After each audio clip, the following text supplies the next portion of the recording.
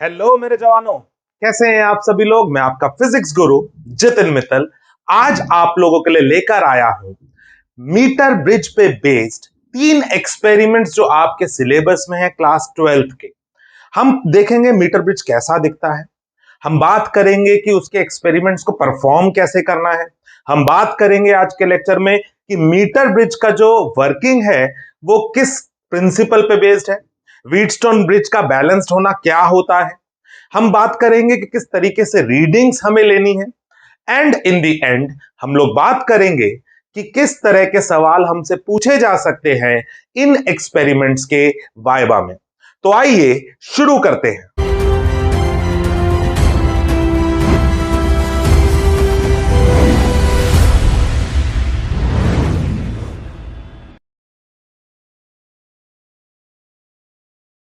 तो आइए दोस्तों शुरू करते हैं, और शुरू करने से पहले अगर आपने चैनल सब्सक्राइब नहीं किया है तो कर दीजिएगा। मीटर ब्रिज के लिए पूछा जाता है कि यार बताओ इसकी जो वर्किंग है वो किस प्रिंसिपल पे बेस्ड है। तो बच्चे जनरली इसका आंसर देते हैं सिर्फ Wheatstone bridge. Answer is wrong, या मैं कह सकता हूं इनकम्प्लीट। मीटर ब्रिज की working is based on balanced Wheatstone bridge, या जब व्हीटस्टोन ब्रिज बैलेंस्ड हो तब हम उसकी वर्किंग के लिए उस प्रिंसिपल को यूज करेंगे मीटर ब्रिज के लिए। ये जो शक्ल आपको दिख रही है सर्किट की, जिसमें 4 रेजिस्टेंस कुछ इस तरीके से रखे मैंने पतंग की तरह, एंड बीच में आप देख सकते हैं एक ब्रांच पे रेजिस्टेंस लगाया है मैंने, और यहां पर इन 2 एंड्स के थ्रू बैटरी जो इसको ड्राइव करेगा इस सर्किट को। ये व्हीटस्टोन ब्रिज जिसकी शक्ल इस तरह की है सर्किट की, ये बैलेंस्ड तब कहलाएगा जब P by Q is equal to R by S, जब ये रेजिस्टेंस का रेशियो, या मैं कह सकता हूं दे आर प्रोपोर्शनल। ओके, और ये तब होगा जब इस ब्रांच में कोई करंट फ्लो नहीं करेगा। तो इस कंडीशन को, बैलेंस्ड व्हीटस्टोन ब्रिज को हम यूज करेंगे मीटर ब्रिज की वर्किंग के लिए। तो आइए देखते हैं अब इस कंडीशन का हम इस्तेमाल कैसे करेंगे मीटर ब्रिज की वर्किंग के लिए। तो आइए दोस्तों शुरू करते हैं कि एक मीटर ब्रिज दिखेगा कैसा। यहां पर 2 डायग्राम्स आपको दिखाई दे रहे हैं। ऊपर वाले डायग्राम में जितने भी आपको ब्लैक डॉट्स दिख रहे हैं वो सभी स्क्रूज हैं। नीचे वाले 2 स्क्रूज की अगर मैं बात करूं, उनके बीच में एक वायर लगी हुई है जो एक्चुअली अलॉय की बनी हुई है। अलॉय की बनी होने के कारण इसकी रेजिस्टिविटी अच्छी खासी है, तो इसका एक रेजिस्टेंस है, तो मैं कह सकता हूं ये रेजिस्टेंस वायर है। बाकी जो बचा हुआ पोर्शन है 1 2 3, वो तीनों थिक कॉपर स्ट्राइप्स हैं। अब मैं इसी पूरे अरेंजमेंट को अगर एक वुडन बोर्ड पर रख दूं तो प्रैक्टिकली मुझे कुछ ऐसा दिखाई देगा जो नीचे वाले डायग्राम में आपको दिख रहा है। और जो वायर हमारे पास लगी हुई है, जो अलॉय वायर, उसके ठीक नीचे आपको एक स्केल नजर आ रहा है जो 1 मीटर का है, मीटर स्केल है। And this is the reason कि जो मीटर ब्रिज वायर है 1 मीटर की है, इसलिए हम इसको मीटर ब्रिज बोलते हैं। ओके, एंड जो इसकी स्टार्टिंग है वो 0 ऑफ स्केल से हो रही है, और इस वायर की एंडिंग 100 सेंटीमीटर ऑफ वायर पर है, 100 सेंटीमीटर ऑफ स्केल पर है। तो आइए देखते हैं किस तरीके से अब हम इसको यूज करेंगे मीटर ब्रिज को आगे परफॉर्म करने के लिए। तो दोस्तों अभी मैंने आपको दिखाया कि एक मीटर ब्रिज एक्चुअली दिखता कैसा है प्रैक्टिकली। तो अब मैं यहां पर उसका सर्किट डायग्राम बनाने वाला हूं कि किस तरीके से व्हीटस्टोन ब्रिज के प्रिंसिपल को मैं यहां पर बैलेंसिंग कंडीशन को यूज करूंगा। ये मैंने मीटर ब्रिज बना दिया जो अभी दिखाया था। ये मैं पूरा का पूरा सिस्टम लकड़ी के पट्टे पे जो लगा हुआ है उठा के ले आया। अगर मैं इसके इस एंड पर ये स्क्रू खोलूं, ये स्क्रू खोलूं, यहां पर कनेक्टिंग वायर्स की हेल्प से एक सेल लगा दूं, लेट से एक स्विच कनेक्ट कर दूं, एक रियोस्टैट या वेरिएबल रेजिस्टेंस लगा दूं, और जैसे ही मैं स्विच ऑन करूंगा ये यहां पर करंट ड्राइव कर देगा, इस सर्किट को ड्राइव कर देगा। ओके, अब हम क्या करेंगे, चाहे यहां चाहे यहां एक रेजिस्टेंस बॉक्स या नॉन रेजिस्टेंस बॉक्स हम जनरली प्रेफर करेंगे। लेट से अगर मैं लेफ्ट साइड पर कनेक्ट कर दूं एक अननोन वैल्यू, एक ऐसा रेजिस्टेंस जिसकी वैल्यू मुझे नहीं पता हो, मैं यहां कनेक्ट कर दूं, एंड लेट से जो ये राइट साइड का गैप है यहां पर मैं एक रेजिस्टेंस बॉक्स कनेक्ट कर दूं। ओके, चलो डब्बा दिखाए थे, रेजिस्टेंस बॉक्स, ये मैंने कनेक्ट कर दिया। ओके, एंड जो यहां से जो बीच वाला स्क्रू है, इसके थ्रू गैल्वेनोमीटर, और गैल्वेनोमीटर के थ्रू मैं इस वायर को जॉकी पे कनेक्ट कर दूंगा। मैं किसी कच्चे की बात नहीं कर रहा हूं, मैं बात कर रहा हूं एक पेन लाइक हमारे पास डिवाइस दिखेगा, जो अभी मैंने वहां पर दिखाया भी आपको। जॉकी दिखा देता हूं आपको कैसा होगा। पीछे स्क्रू होगा, यहां पर हम वायर लपेटेंगे, और इसका बस फायदा यह है कि पेन को यूज करना हमारे लिए कन्वीनियंट होता है। नाउ वी कैन मूव, और ये वायर जितना हो सके लंबी रखनी है, ताकि we can move this jockey यहां से यहां तक। ओके, किस तरीके से अब हम इसको फाइंड करेंगे, कंडीशन को यूज कैसे करेंगे? हम स्विच सर्किट को ऑन करेंगे, यहां पर से एक वैल्यू रेजिस्टेंस के निकाल लेंगे। अब गैल्वेनोमीटर को, सॉरी, जॉकी को मैं इस एंड पे रखूंगा। गैल्वेनोमीटर जो जीरो पे होता है वो एक तरफ डिफ्लेक्शन शो करेगा, फिर मैं इस एंड पे रखूंगा तो वो दूसरी तरफ डिफ्लेक्शन शो करेगा। एंड यहां से यहां अब मैं इसे प्यार से जॉकी को मूव करूंगा, स्लाइड करूंगा, रब नहीं करूंगा। एंड जैसे मैं यहां से यहां मूव करूंगा, सोचो यहां रखने पर नीडल यूं गई थी, यहां रखने पर नीडल यूं गई थी, तो यहां से यहां जाते वक्त नीडल कुछ यूं जा रही होगी। एक पॉइंट ऐसा होगा जब नीडल जीरो शो करेगा। तो सपोज यहां पर पहुंचने पर गैल्वेनोमीटर की नीडल जीरो पर अगर है, तो मैं उस पॉइंट को कहूंगा नल पॉइंट। और हुआ क्या, उस समय गैल्वेनोमीटर जीरो शो कर रहा है। ध्यान रखना, करते करते गलती से लकड़ी पर रख दोगे वहां पर, तो भी आपको लगेगा कि यार जीरो ही आ गया। ध्यान से रखना, वायर पे ही होना चाहिए वो। आप जॉकी को हवा में रख दोगे तो भी तो वो जीरो पे होगा। तो बिल्कुल ध्यान से रखेंगे कि यहां से यहां जाते वक्त आप वायर पर ही है, और वायर पर ही आपको एक ऐसा पॉइंट मिल जाए जहां पर गैल्वेनोमीटर क्या शो कर दे आपको, जीरो। तो अब गैल्वेनोमीटर ने जब जीरो शो कर दिया, उस पॉइंट को मैं बोल दूंगा नल पॉइंट। ओके, और उस समय बीच वाली ब्रांच में याद करो, करंट अगर जीरो है तो ये रेजिस्टेंस लेट से P, ये रेजिस्टेंस लेट से Q, ये रेजिस्टेंस लेट से R, और ये रेजिस्टेंस लेट से S। P upon Q must be equal to R upon S. Using the scale जो इसके नीचे लगा हुआ है, क्योंकि ये 1 मीटर की वायर है, I can calculate this length. Let's say this length comes out to be L. तो ये हमारे पास हो गई 100 minus L in centimeters. So both L and 100 minus L are in centimeters. So I can write P by Q as R वाली resistance को मैं लिख सकता हूं rho L by A, S वाले रेजिस्टेंस को मैं लिख सकता हूं rho 100 minus L by A, rho rho cancel, A cancel, so P by Q comes out to be L upon 100 minus L। तो मैं P फाइंड कर सकता हूं अगर मुझे Q पता हो और मुझे L पता हो। मुझे P की वैल्यू तो सॉरी, हाँ बिल्कुल, मेरे को Q तो पता ही है रेजिस्टेंस बॉक्स की हेल्प से, एंड मुझे L पता चल गया है, तो मैं इजीली P की वैल्यू को फाइंड कर सकता हूं। और यही हमारा पहला एक्सपेरिमेंट है कि किस तरीके से आप अननोन वैल्यू फाइंड करोगे एक रेजिस्टेंस की या एक वायर की यूजिंग मीटर ब्रिज। ओके, आप चाहो तो यहां पर अननोन लगा सकते हो, यहां पर नोन लगा सकते हो, कोई प्रॉब्लम नहीं है, उसके अकॉर्डिंग फॉर्मूला अप्लाई करोगे। सपोज करो ये नोन होता मेरे पास और ये अननोन होता,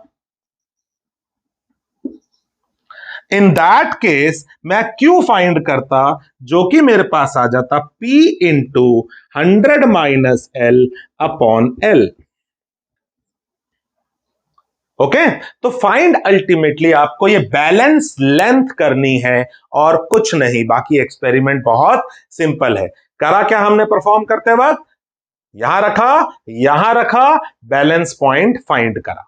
ओके, तो अब मैं बात करता हूं 3 एक्सपेरिमेंट्स क्या क्या हम परफॉर्म कर सकते हैं और इसकी वर्किंग किस तरीके से हम रीडिंग्स को लेंगे, आइए देखते हैं। दोस्तों, पहला एक्सपेरिमेंट हमारा आएगा to find resistance of a given wire using metre bridge. तो आपको एग्जामिनर एक वायर या एक रेजिस्टर दे देगा जिसका रेजिस्टेंस आपको फाइंड करना होगा। सर्किट डायग्राम कैसा होगा जो मैं अभी आपको एक्सप्लेन कर चुका हूं। आप देख सकते हैं लेफ्ट वाले गैप में मैंने रेजिस्टेंस बॉक्स लगाया है, राइट में अननोन रेजिस्टेंस जो आपको गिवन होगा। आप सर्किट को ऑन करोगे, बैलेंस पॉइंट फाइंड करोगे रेजिस्टेंस बॉक्स से किसी एक वैल्यू के लिए।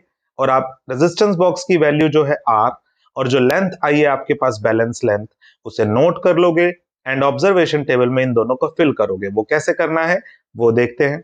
आप देख सकते हैं रेजिस्टेंस फ्रॉम द बॉक्स के लिए एक टेबल मेरे पास है, वैल्यू रखूंगा, लेंथ L पुट करूंगा, 100 माइनस L मैं कैलकुलेट कर सकता हूं एंड यूजिंग दिस फॉर्मूला जो लास्ट कॉलम में आपको दिख रहा है, हम वैल्यू निकाल लेंगे X की जो अननोन है। एंड सेम ऐसे ही मैं रेजिस्टेंस बॉक्स की वैल्यू को वेरी करके ऐसे ही 4 या 5 सेट इसके निकाल सकता हूं।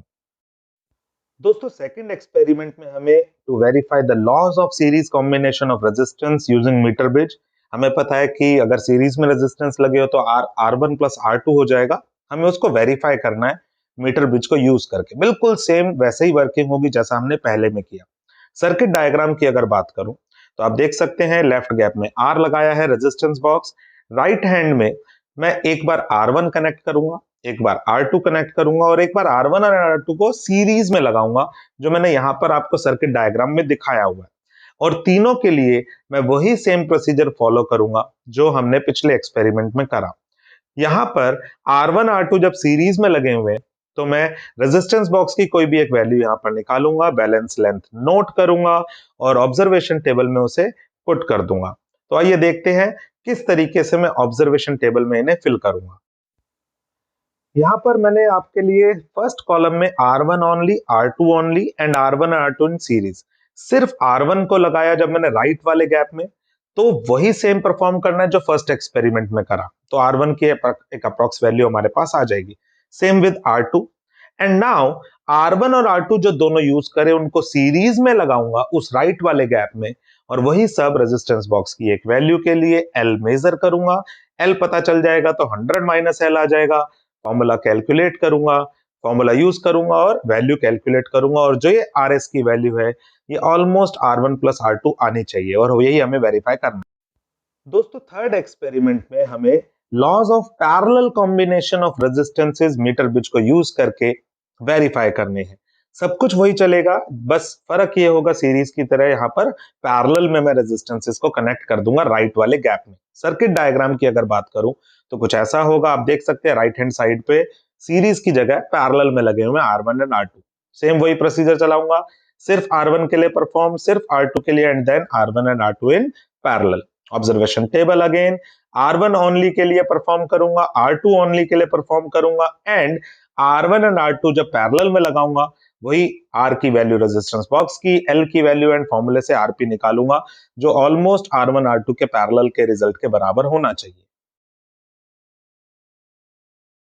मीटर ब्रिज एक्सपेरिमेंट पे बेस्ड कुछ कॉन्सेप्चुअल्स भी वाइवा में आपसे पूछे जा सकते हैं और बोर्ड एग्जाम्स में भी आते हैं और वो बड़े सिंपल से।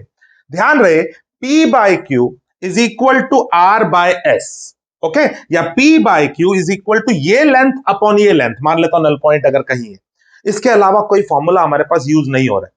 तो पहला कंसेप्चुअल, अगर मैं इस P की वैल्यू को बढ़ा दूं तो व्हाट डू यू थिंक जो बैलेंस पॉइंट है या जो बैलेंस लेंथ है उस पर क्या असर पड़ेगा। अगर मैं P की वैल्यू को बढ़ाऊंगा तो ऑब्वियसली देखो P बाय Q बराबर ये लेंथ अपॉन ये लेंथ, मैंने लेफ्ट वाले को बढ़ाया तो इस लेफ्ट वाले को बढ़ना पड़ेगा, ये एंड तो फिक्स है, लेफ्ट वाला बढ़ कब सकता है जब ये राइट की तरफ शिफ्ट।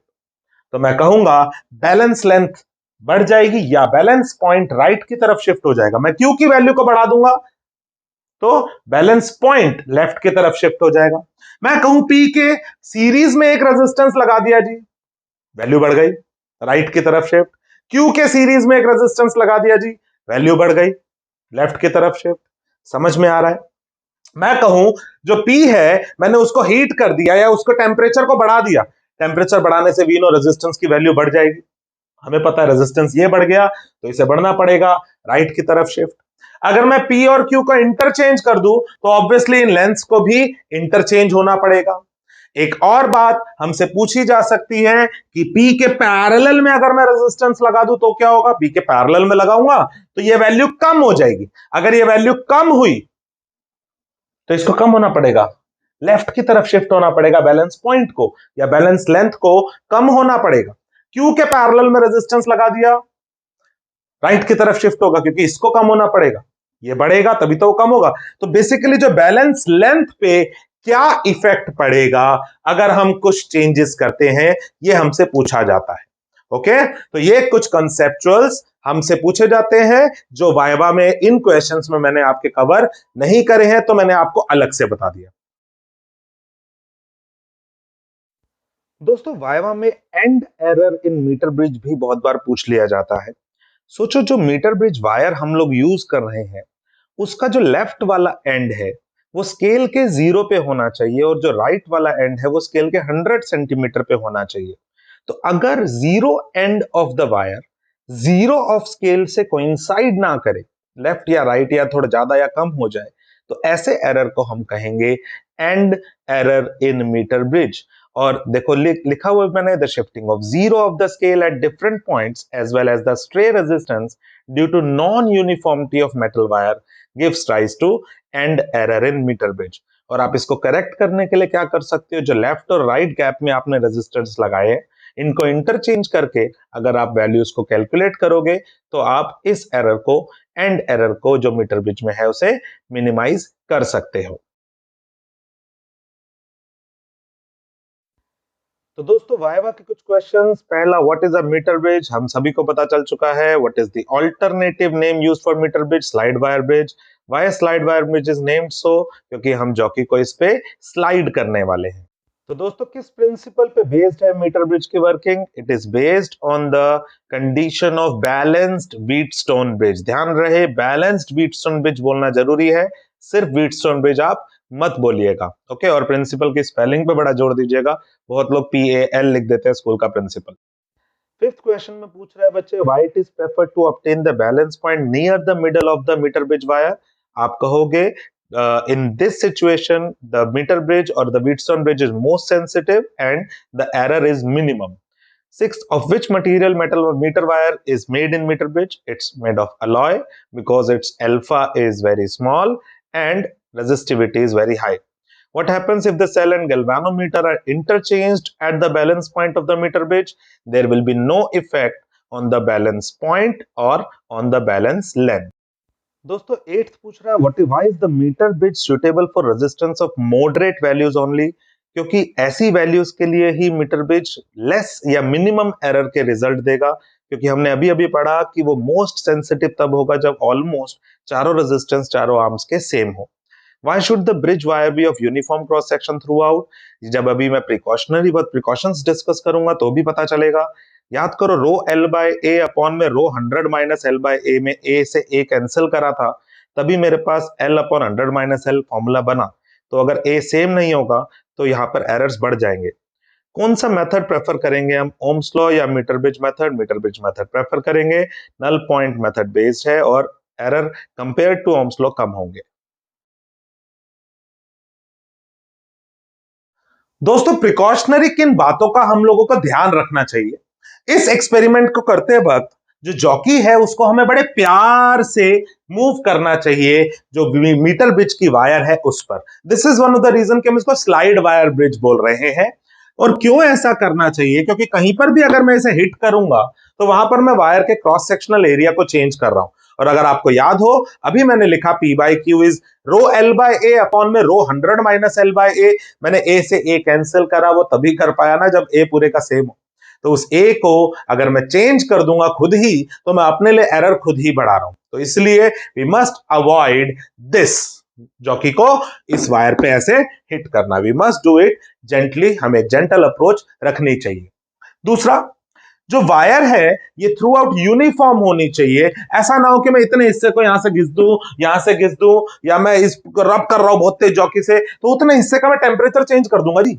टेम्परेचर चेंज हो गया तो उतने हिस्से की रेजिस्टिविटी चेंज हो जाएगी, और रेजिस्टिविटी भी थ्रू आउट सेम होनी चाहिए थी, तभी तो रो से रो कैंसिल कर पाऊंगा। ओके, तो दोस्तों मेरे हिसाब से आप लोग अब तैयार है लैब में, स्कूल में मीटर ब्रिज एक्सपेरिमेंट को परफॉर्म करने के लिए। आपको बहुत अच्छे से वाइवा की भी तैयारी मैंने करा दी है और आपको मजा आने वाला है जब भी आप लोग स्कूल में इसे परफॉर्म करेंगे। अगले कुछ लेक्चर्स में मैं आप लोगों के लिए different kind of cells, EMF, internal resistance, potentiometer का कैसे इस्तेमाल करेंगे, कैसे वर्किंग होगी, वो सब लेकर आने वाला हूं। और बहुत कुछ और भी आगे वाले लेक्चर्स में आपके लिए लाऊंगा। तो चैनल के साथ बने रहिएगा, अपना प्यार बांटते रहिएगा, सपोर्ट कीजिए, सब्सक्राइब शेयर लाइक कीजिए। एंड अगर आपकी और भी कोई क्वेरी हो तो आप कमेंट सेक्शन में मुझसे कांटेक्ट कर सकते हैं। फेसबुक पे जितिन मित्तल नाम से प्रोफाइल है मेरी, वहां पर आप मैसेज करके मुझसे कांटेक्ट कर सकते हैं। इंस्टाग्राम पे फिजिक्स गुरु जेके मित्तल है, वहां पर आप मुझसे कांटेक्ट कर सकते हैं। तो प्लीज प्लीज प्लीज टच में रहिएगा, सपोर्ट कीजिएगा एंड मेरी तरफ से लव यू। मिलते हैं नेक्स्ट लेक्चर में। Bye bye.